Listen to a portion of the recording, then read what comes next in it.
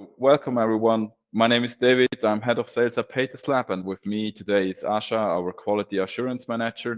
And we will speak about regression testing and how you can do best practice with using PaytestLab solutions. And yeah, let's get going.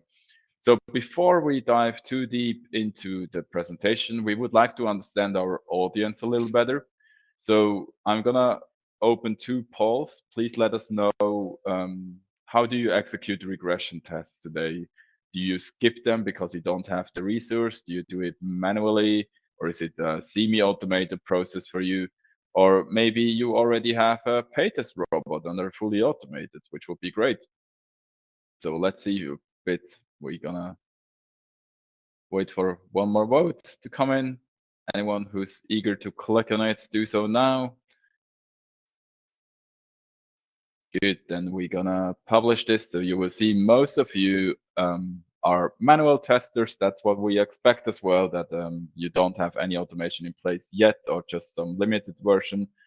And then we have a second question for you to do.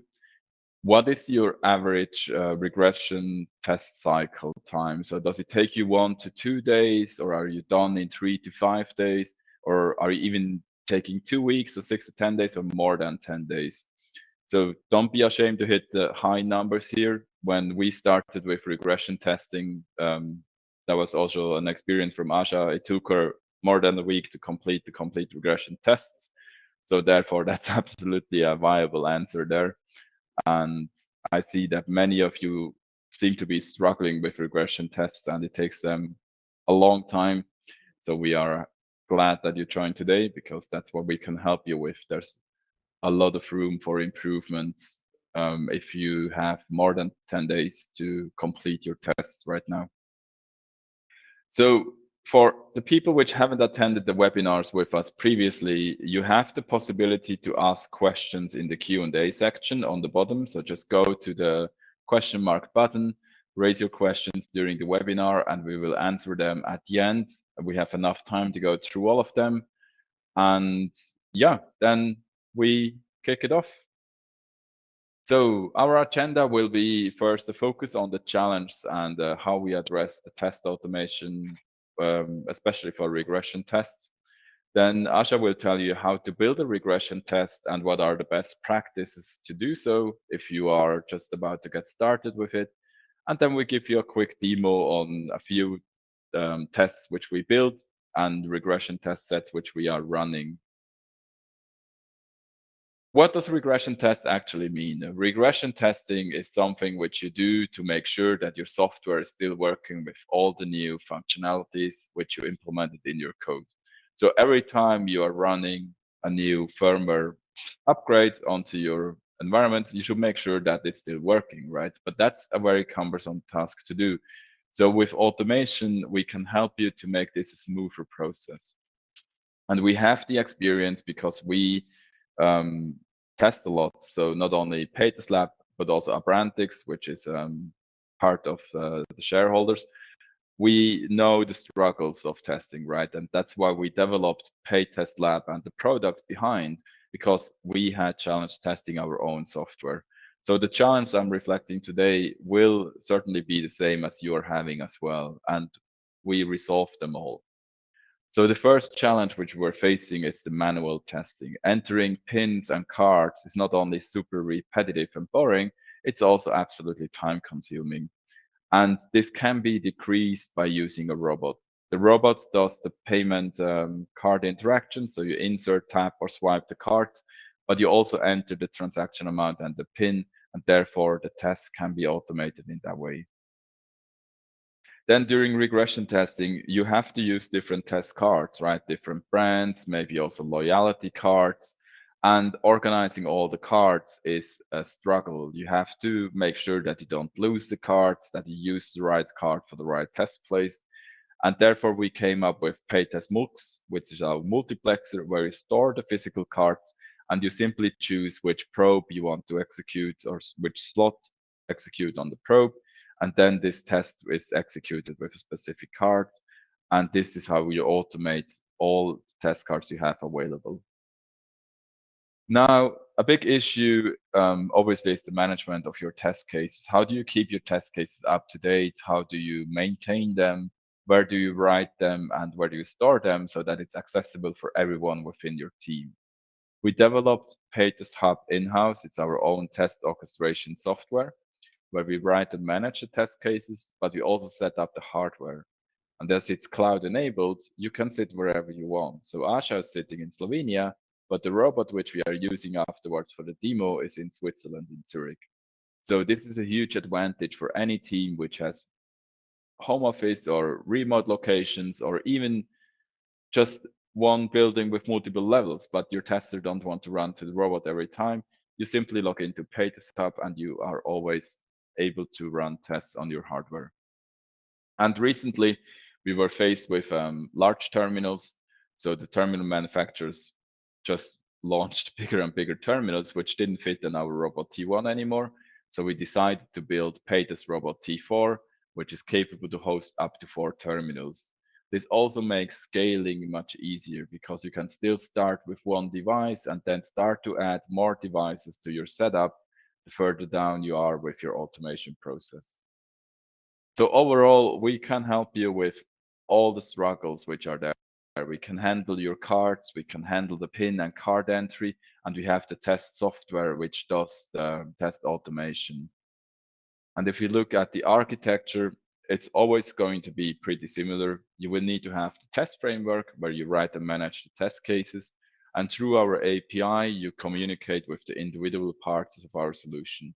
So it's not necessary that you have all the components. You just need to have what's the best fit for you. So you can have a Paytest Robot T4 and a multiplexer and a probe, but maybe you don't need ADB because you have all the terminals, and then you just mix and match what you need to have. And it's always possible to add more extensions to it or to remove if you change the terminal, whatever you don't need anymore. So that's it from me, Asha. I hand it over to you. I stop sharing, then you can go ahead and take over and tell us about how to build a regression test set. Great. So I will be talking about mostly how to build a regression test set and how to transition from the manual test sets to automatic test sets in PaytestHub. I see most of you are already doing regression testing and it's taking you quite a while. So that probably means you have quite the extensive test sets already. But this is like a brief review of how we did it and how we are still doing it and making new test sets for regressions. The key is always to start off small, start with the very basic transactions and what the customers really need and what the acquirer also needs. And so the basic things, usually this means purchase, credit, things that are done constantly on the terminal and by the customer. So like pin screen, the most basics of basics. This is always where we start, and we want to have an extensive testing of the basic flows. And then we can just add as we go. Once you have the basics done, you have maybe 10 test cases of the most basic things. You can just add as you go along. You can add bugs continuously show up, any recurring issues, and most importantly, any new features that are being developed on the software. You just add them along to the regression test set. You make sure that they fit with the acquirer, of course, and and you add them along. And then what's also important is to think like the customer and think anything that the customer can and will break in the future. So this is where negative testing comes into play. We can test wrong pin or card insertion being wrong, stuff like that, something that the customer can get wrong. This is always a great add-on to have in the regression testing. Especially when you're testing a lot of the things are being tested already by developers, basic transaction flows. But what's always forgotten, especially when doing new features, is to try to break the terminal. And lastly, there's fringe tests. So these are very unlikely scenarios or very low priority bugs, maybe aesthetic changes to the terminal, which are also all quite important to the user experience, but they're not the most important thing. So when I say start off small, this is precisely what I mean. You can start off with a very basic purchase transaction, and then all you can change really is a few variables in the purchase transaction. So you start off with one test case being a MasterCard test case for a certain amount. And then the next test case is virtually the same, except we're switching out a card now, adding American Express. And then another test case, just switching it off with Visa. And then we can do the same thing, but now for a different transaction. So we have credit transactions being done for MasterCard, American Express, and Visa. All are very similar test cases, all are testing the same, very similar flows and transactions, but it's very extensive on the very basics. And this is what we want to cover. We want to see that if something like a purchase transaction with Visa breaks as a test case, it's probably not a problem with purchase, but it's probably a problem with the Visa card. And this is how you can know how to transition your manual test cases into automated, semi-automatic, and manual. What fits where, sort of. Um, most of the most of the very common things, such as we were saying before, purchase and such, that all of those things can definitely definitely transition into automated test cases with the use of our robots and OCR and ADB and multiplexers. Those things can be very easily done with the hardware that we provide, and that is also something that we here test all the time. Uh, so the very basic tests are most certainly able to be automated. Semi-automated is then usually things where a huge bulk can be done by the robot or the simulators, but maybe something small at the end can still be done by a human. So something like terminal beeps, that's something that at the end of the test case, which is all done by a robot, you just need a little human ear to add that onto it. And you add a little question at the end of, um, was the beeping of the terminal correct, essentially. So semi-automated is just adding another layer of a check from a human to a pretty much already automated test case. And then manual is usually where we see our fringe test cases. So anything maybe to do with more hardware than we usually use. So something like terminal dying in the field, that would be usually a test case where you unplug a terminal. And that would sadly have to stay manual, as we have no way of really doing that with our software. Um, and then some best practices for the regression test sets. As I was saying before, having a lot of similar test cases that vary in one thing, that's very important, because the more of these you have, the quicker it is to really solve the problem. So here, if we were changing perhaps currency, we could see if it breaks on USD or Swiss francs or something. But if all purchase transaction test cases are failing and nothing of the credit is, then the problem lies with purchase and not with the cards, because the cards are still working on different transactions.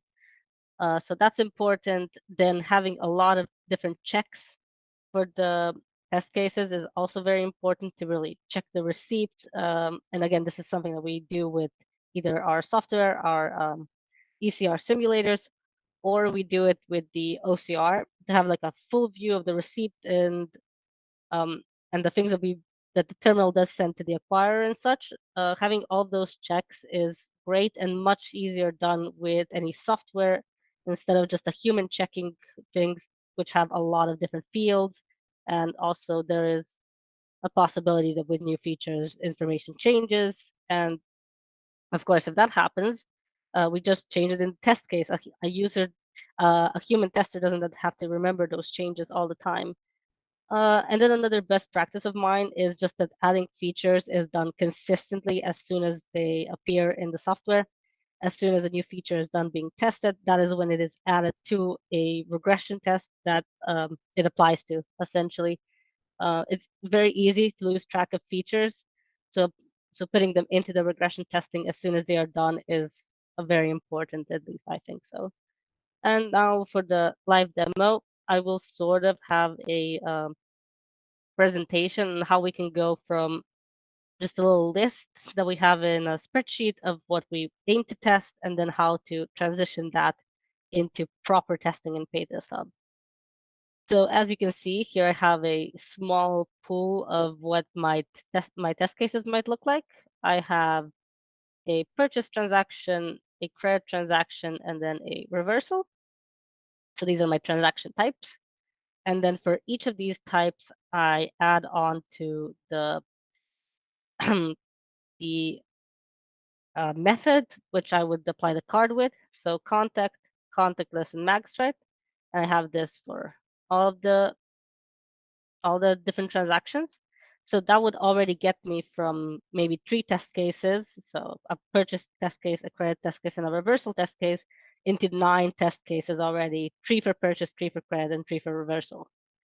And then obviously there's different flows to these transactions as well. Based on the card, the purchase transaction can either be a PIN or a signature. So that's already 2 new test cases amounting from that. Contactless transactions vary based on amount. So you can have a low amount or a high amount. And then high amount is also later split into PIN and signature. Max type is just signature. For credit, there is also only signature. Contactless low amount and high amount also don't have a severe difference, I suppose. And then for reversal, there's not really a PIN or signature. So from 3 test cases, we went to 9 test cases, and then to many more being added into this. But this is all done with one card for now, but we can essentially just copy this whole plan. And instead of having it for a MasterCard, we can have it for a Visa as well. So sort of as I was talking about before. And now our test cases have just doubled in size of how much we actually aim to test. So this is sort of a standard manual test case. So this would be a test case for purchase contactless with low amount, so no CVM. This is sort of a representation of that test case, which we can write. If you want to know how to write test cases in PaytestHub, we have a different webinar for that as well. So we'll sort of be skipping that here. And then you just run this in PaytestHub. And for the manual, all that we really have is just a questionnaire. You perform the transaction as it says, and then you check off the questions. There was no pin check because it's a low amount. The name of the card was present, and then you perform another one, and everything was okay. And then we're verifying the receipt, and then we can say, oh, actually, this thing in the questionnaire is wrong. So we can say, no, that wasn't okay. And we could write a comment. So that's a sort of very basic way of going to regressions in a manual way. But what we did is make that into, firstly, we made it into a semi-automatic test case. So this is all done with, so the start of a transaction and then a lot of the checks for the transaction were all done with a simulator for the terminal, or the ECR simulator, so an electronic cash registry simulator. But we still had human involvement with the tapping of the card and okay, the entering of a PIN, because this was over the CVM limit. So those things were still done by a human, and then we had some manual validations at the end just to really confirm with a human if this was all okay. But then we transitioned even this test case, which takes a significantly shorter amount of time than the manual one, where you have to start your own transaction. This one doesn't have those steps. And we even turned this one into a fully automated test case, where instead of tapping a card, this is now done by a multiplexer. So it selects which card we're using and it taps it. And then the pin is also done by the robot. So this is sort of our progression from, well, actually more so from the Excel spreadsheet. From this, we have a full test case, fully automated with a pin and card selection. This is our transition into that. And then this is what a test set at the end would look like once you have all of these test cases and you put them all together. In a regression testing, as I said, there's still some fringe test cases which can be manual. Something that we always test manually, though you could technically do it with a robot. It's just somewhat safer with a human, is a setup of a terminal.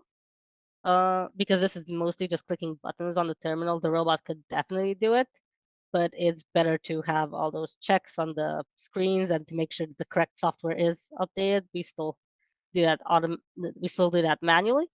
And then, as we saw in our spreadsheet with different purchase and credit transactions for different cards, we have different cards, Visa, MasterCard, for different transaction types. And then we have multiple test cases for, as I said, different amounts, different currencies and such, and then some negative test cases right at the end. And we can just run this in Zurich on our Castle terminal on the robot. The first test case, as I said, is manual, so we kind of have to go through it. It's sort of long because of all the different screens and all the different checks that we do during the setup, as that is quite important to test during regressions, probably. And then it just jumps right into doing transactions afterwards, after we have our terminal set up. I think most of you are familiar with that. We have been hosting webinars on how to run tests previously. So Asha, we can see the probe view. That's my favorite view right now. Yeah, that we see the finger and the the probe as well. So oh, that was too fast. Saw that? Yeah. We need a bit of a delay there. Yeah. Okay. Yeah, but that's okay. Next one will be good. Yeah, next one works. Maybe we can proceed then to the questioning as this is running. Yeah, sure. So again, feel free to drop the questions into the chat. We have a few already in. I'm gonna just start from top down and then we take them on the fly. Project. Yeah, here we go. So how many tests do you recommend for a good test coverage? Right. So as we were saying, starting small is a great way to start, especially when automating test cases. Having anything done with automation is already a huge improvement to just having nothing. So even 10 test cases in one test set is already huge. But usually these range from, a lot of our regression test sets range from 20 plus to around 50 test cases. That's, I think, a pretty good size. But you can also expand that even more, especially with automation. Just adding more and more is great. When you just have testers doing manual testing, above 50 means that they are doing a lot of transactions, a lot of very similar transactions, and it gets very tedious and monotonous. But for automation, there really is no such limit that would tire out your testers. But yeah, even 10 is a great start. Good. Then let's highlight this one here. Can this be integrated with our Q&A application? So we would need to know which Q&A application is being used, right, to answer this properly. So maybe for the person who wrote this in, could you please let us know which Q&A application you're using? And then we get back to this afterwards again. But overall, just so for everyone to know, we use PaytestLab as our test framework and we write and manage all the test cases in here. It's possible, for example, to have reports going into a Slack integration. So you could have a notification in your Teams channel or in another setup where you can integrate with Slack. And if that's the purpose of the question, then you could see the results in another application as well.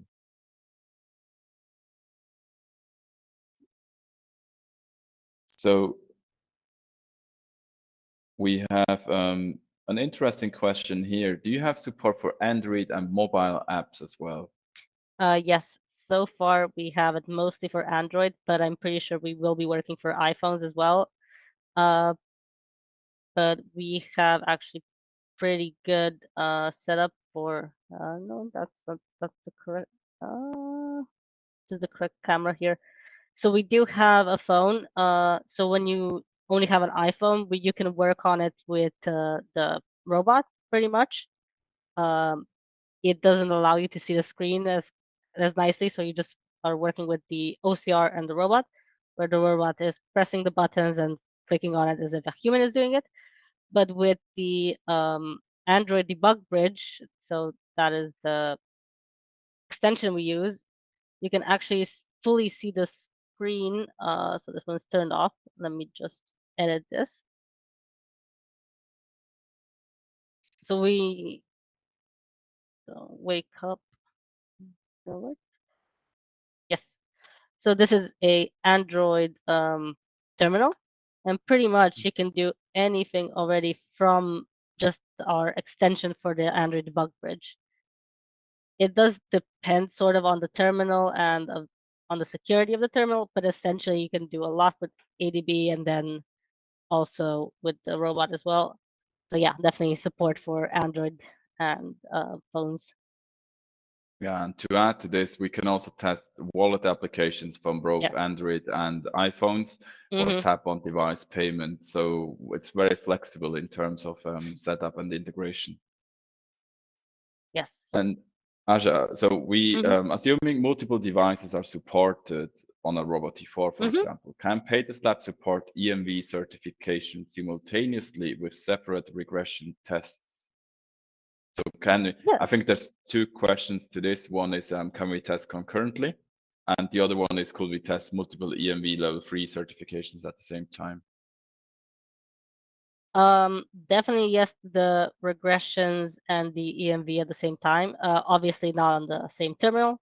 So if you have three terminals and they each have their own environment here, such as this one. So here we have four different separate terminals. Two of them share the same robot, while these two do not.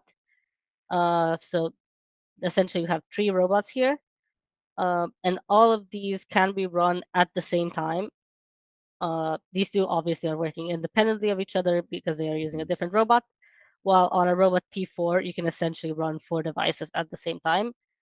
And if you are using the EMV level player in a different, so if you just add another environment here where you're using another T1 robot, let's say, with the EMV, you can just run that as well, along with the regression testing. That can all be done from separate people on, let's say, all on four different machines. They are all running things at the same time from the same environment.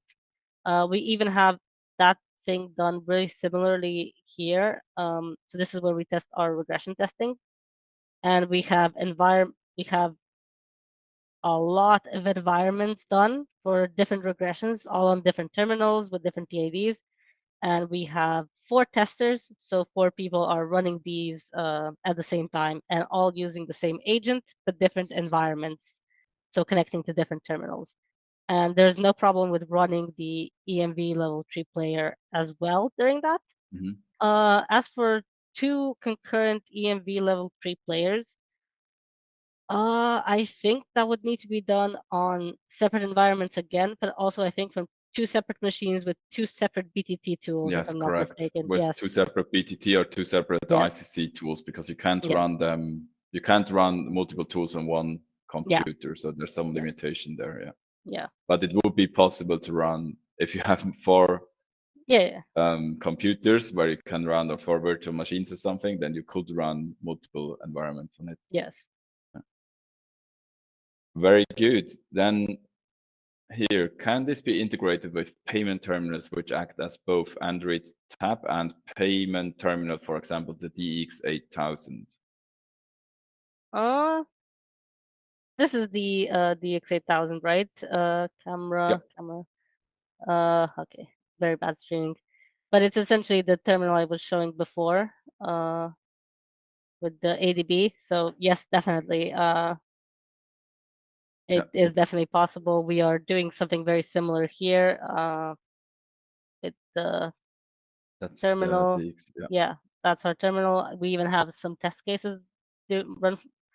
We even have some test cases for this. So our test set for this is this one. So we test contact test cases, contactless, and then with manual PAN key entry, negative test cases.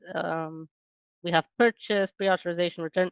So definitely possible with this. We already have test cases done actually. Perfect, thanks. Then what if somebody has different terminal configurations for different merchants? So let's say you have the same terminal type, but two different end customers. How would we be able to support such a test scenario? So again, we have something very similar already done. So similar types. As you can see here, we're working on a lot of things. So something like COP as a merchant, and then we have not petrol. We have Migros as another merchant, all on Yamani. And you just need basically, well, you can have one terminal, but if you want to run it concurrently, you have two terminals all set up in different ways where they match the other requirements of the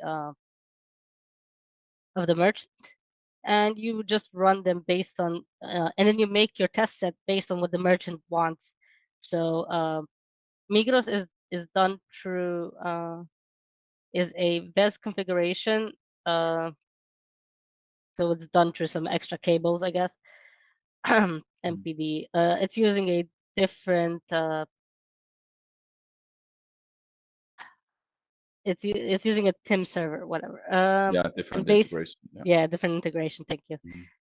So we have different test cases and a different test set done for this than we have for, let's say, COP, which is using something else. So you just make different test sets for all of this. Again, we have different test sets. So these are our regression test sets, all done for different merchants. So this would be our COP test set. Because the customer is doing a lot of early check-in, this is the primary bulk of what we are testing in regressions. And then at the end, some contactless test cases, some purchase test cases. But then Migros as a customer is a lot different. And basically our test sets are nothing alike just because of the requirements of the customer. Yep. So this one is just normal purchase transactions. Very good. So when we have a failed test case, how would we do the debugging of that? Perfect. Great question. Great question, because I think we specifically had a failed test case in one of our one of our runs. Yeah. Oh, the rest is working quite well actually. So this one we can basically any images? No, any logs? No. What was the other one? Oh, this one died on capture screen. Be captures. Okay. So we can either read the logs, or because we were running this one right as canceled it. So we have a lot of logs written down. Usually when it fails on complete like that.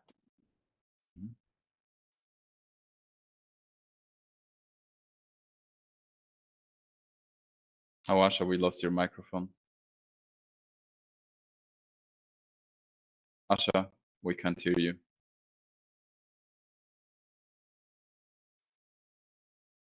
The 6ML extension, that it was clearly something else. So what I personally, I guess, like doing is doing a rerun of the test case, where you can be focused a lot more on what the robot is doing. So we can basically see it from. So I think we were doing this one, not the other one. So you can be focused on the on the things. So as we saw lost before. You there for a bit, Asha. So let me just quickly sum what you were showing. So basically, when a test case fails, we have the possibility to capture the screen and the logs, And then we can see based on this what was happening at a specific stage. And Asha is now just rerunning only the failed test cases. So we can then, once the debugging has been done, basically see if it's now better or not. Okay. Yeah, like that. I don't know if anybody caught it for this test case. I think we mentioned it before as well. But the OK here is just a bit too fast. Which you can see when you're looking at the screen of when you're looking at the feed of the terminal where you can see why this one fails. So usually for debugging, I just like rerunning it and then paying more attention to it, especially if you're running these manually and you're not even there when they're running. So you just rerun it, pay more attention, and then you have logs, images, receipts are a possibility to have. But yeah, you pay more attention and then you read the logs, I suppose. That's mainly how we debug here. Perfect. So once the tests are completed, this question goes nicely into this. Can I export the test run into a PDF file? Yep, of course. I cancel it again just so we can do the PDF file. So once the test run is done, we have a summary report, and we can currently pick between two different ones, standard and verbose. So let's try making a verbose test case, test report. So this is how the report is then made with the title, who ran the report, and stuff like that. We then have a list of test cases, the failed ones, the canceled ones, the passed ones. And then in this report, okay, so this was the manual test case, nothing interesting there really.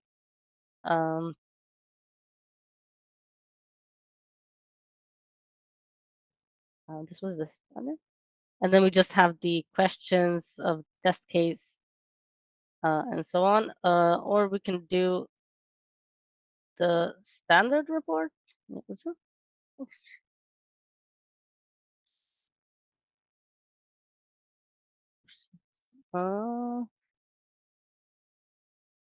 So this is this one, I suppose. So that's very similar. I think I didn't click on the verbose one because I didn't get the correct thing. So one is a bit more extensive than the other. Yeah. I think I didn't quite do the extensive. Yeah, now 135 pages. So this is okay. Quite a big report. Anyway, yeah, we have different report sizes, and then I think this one is the normal one. Yeah. This is a very new feature which we just this one's really small. Like 2 days ago or so in our latest release, and now we have these two different type of reports which come in very handy. Yes. So we have 7 minutes left. If you have any urgent questions, please raise them in the chat so we have enough time to address them before we run out of time. Otherwise, we're going to follow up then afterwards with you. Next one here. Can I use the EMV level 3 tool for regression testing if I have no tests automated yet? So if somebody is just about to get started with regression testing. So basically, they do already have test cases for the level 3, right? Yeah, I'll just use the standard test cases from the level 3 certification. Yeah. Then yes, you just use the same test cases. I think that's sort of the only way you can use the BTT tool, just for the standard test cases from the BTT, right? Yeah, for example, that would work. Huh? Then you could just so yeah, you're just running the normal BTT test cases. I don't think you could use the BTT tool for the test cases in PaytestLab, right? You could, in theory, also write the test cases in the BTT and run them from there. Yeah, but okay. I mean, if you haven't, if you're just about to start with level 3 and regression testing, then it's the easiest way to just pull all the test cases from the brand test tool and afterwards start to write the regression tests in PaytestLab, because with the tool, you're instantly good to go with the extensions from us. Yeah. One which is focusing on the ECR. So if somebody uses a special ECR protocol, how can we integrate their terminal or the ECR into our system? Um, yeah, we use our own protocol, but we have quite a few already done. So we specifically use 6ML simulator. Um, Mhm. so 6ML, we have quite a few different ones done. As I said before, MPD and OPI is one that we made for a specific customer that Mhm. uses that one. Uh, but Nexo is maybe one which we are working on. yes, we're Yeah. working on Nexa. Um, if somebody has a specific one, I'm sure that something could be negotiated if we could either make that into a separate extension for them or so on. Maybe Yeah, David, you know correct. more about that. Yeah, no, then we would do a custom extension basically. And Yeah, I mean, if it's just another OPI, it's either an Oracle payment interface or an open payment initiative interface, two different things, one in Europe, the other one more in the yeah. US. If it's just a variation of that, then it's not a lot of work for us, and we would then just build your own extension so that you could have a semi-integrated setup as well. Hmm. Um, how is somebody able to clone a complete test set if you have a new terminal type or a new layout which you want to do, but it's basically the same Yeah. terminal software? Yes. My primary way to do this for test sets, if it's just for one test case, you can basically just copy it from the Paytest hub. But if it's for a full test set, basically the best way to do this is to use the import export feature. So first you Mhm. export the test set which you want to clone. So after you have it on your PC, you can then import it back.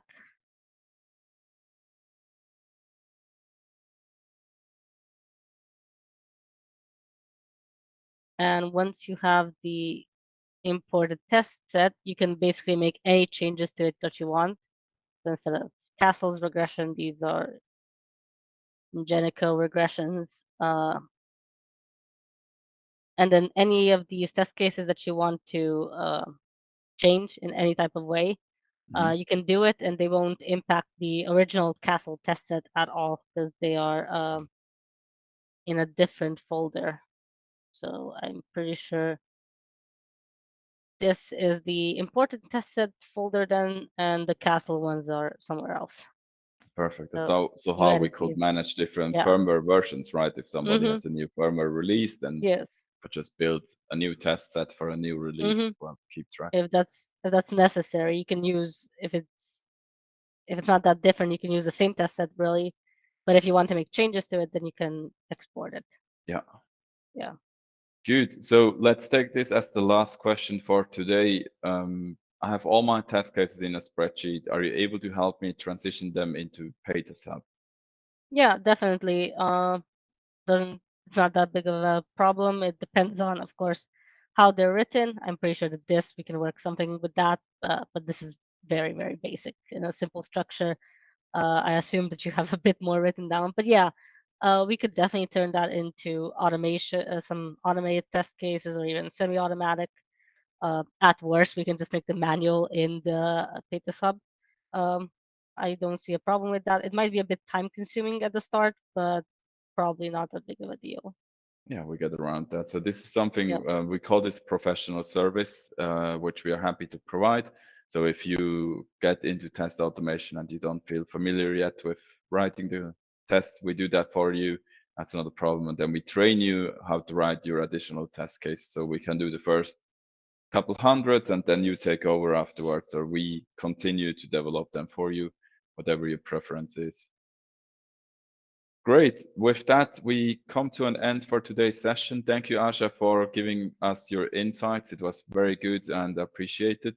We will share the recording shortly within the next days on our YouTube channel. So keep an eye out on our socials. Make sure to subscribe and watch for the newsletter where you also will find the link directly to YouTube. So thanks for joining and we see you again in October. Bye. Thank you. Bye bye.